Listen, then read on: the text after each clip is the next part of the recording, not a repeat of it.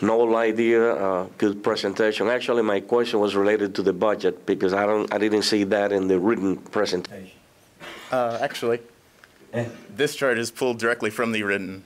I missed that. Okay, I missed it completely. What was that? Oh, okay.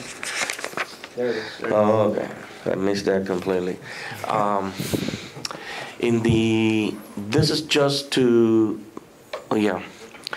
So basically this is in an area that is related only to El Cotoro, right? Well, so this is where you're planning to do your pilot project. Right.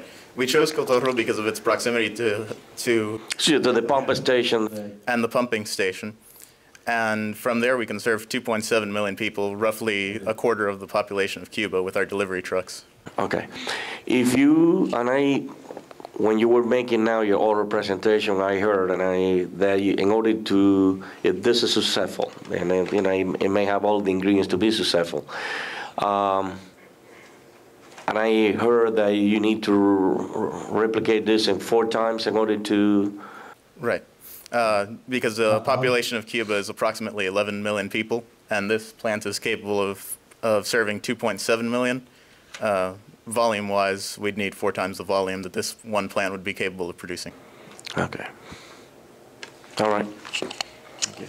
Hey, good job, guys. A couple questions. One, I saw the budget, but as always with any expenditure, you have revenue. Did you estimate at all, because I understood that this would also be for sale, correct? Right, correct. Well, it's a little difficult to project revenue at this time because currently the Cuban people pay approximately 1 peso per month for water services. However, that price would have to go up, and with the changing economy and forecast of growth over the recent future, it makes that very uncertain. But we'd try, at least at startup, to keep it near at very low cost. Upping the prices. Right, but the revenue could also be the economic impact, correct? I mean, so that also could be, just to throw it your way. That job creation, and of course, with every large business, there's smaller businesses that are created to support it. And the other one is just talking about, is there any impetus to do any type of water conservation? I mean, I'm just mentioning it. I don't know. I'm asking the question. For example, as you do this, is there any incentives or benefits that you thought about doing when you distribute this to help people conserve the water or reuse, or maybe they don't need it to be the non-potable water that's get reused? Is there any thought in that? It's definitely a field that we'd have to explore if we were to take this project a little further. But already we'd be conserving water because the current methods, the current infrastructure, as mentioned, the pipes have a lot of leaks. There's a lot of opportunity for recontamination, at which point all the contaminated water is waste.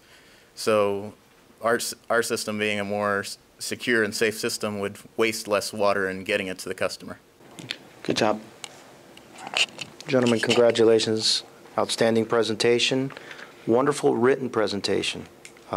Professionally developed, so congratulations on that. I'm going to go back to the budget because I have a question. When I reviewed your budget, the most expensive part, the majority of the cost was in bottling. Yes. You got one source for that. Did you guys think of looking for alternative ways to reduce that and get a higher cost per person or cost benefit ratio? Did you have any discussion on that?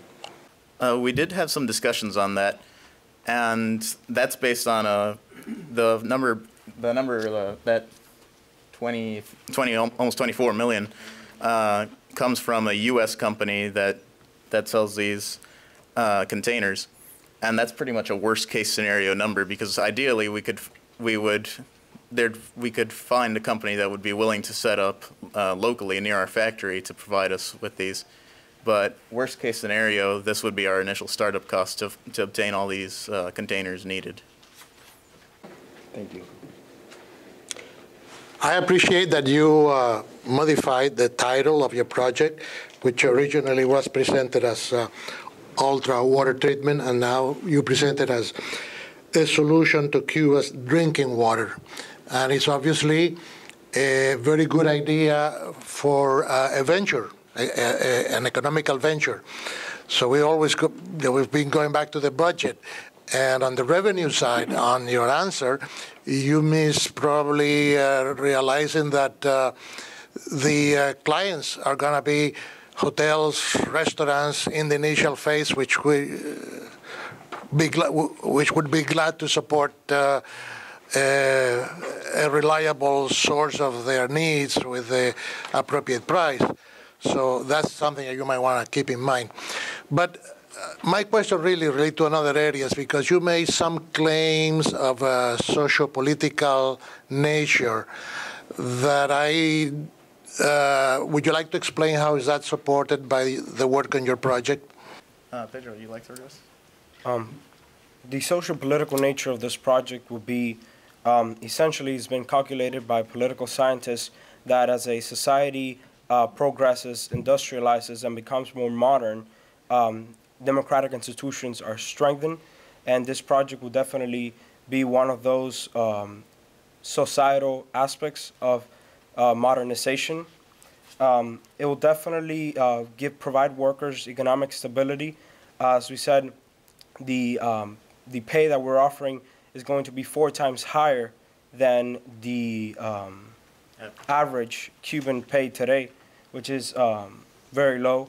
And workers are going to be involved in civil society more when they know that their economic stability is secure, rather than being worried about what are we going to eat next. And people are going to be able to participate more in the political aspects of Cuba. Yep. I would have a suggestion a little bit to improve your paper, and then I have sort of a question. When I see paper, I know that you have a comparison with the World Health Organization sort of standard, but it would have been nice to have had a small table comparing consumption in Cuba, let's say to Dominican Republic or Costa Rica, or it would be typical in a report like this, because that makes a person understand better, where Cuba lies. Now, a lot of people have asked you about the budget, and I would have liked to have seen how much do you have to sell each of those 5-gallon jugs for to make this like the switching value.